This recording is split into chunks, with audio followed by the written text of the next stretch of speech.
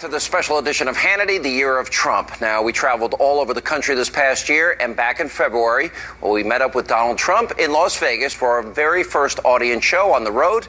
And here are some of the things. I think the question I get asked most often about you, and I've had the opportunity to interview you on radio and TV a lot, is you call yourself a common sense conservative. Right. How did you evolve?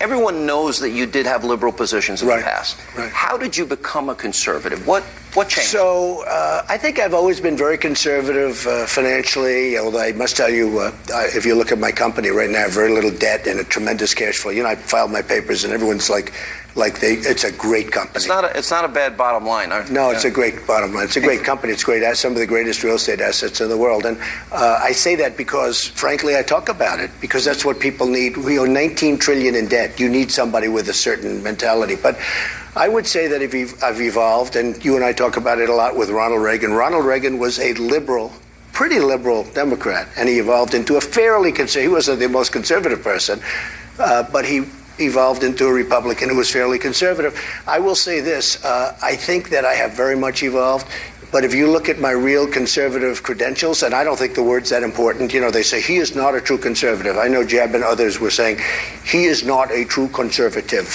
And it's like, what is this? Because, you know, and that's when I came up, and about 2 weeks ago I said, I'm a common sense conservative.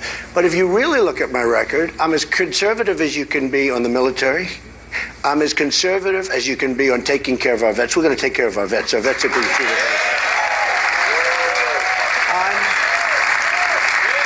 I'm as conservative as you can be on Common Core. We're going to get rid of it. We're going to have local education.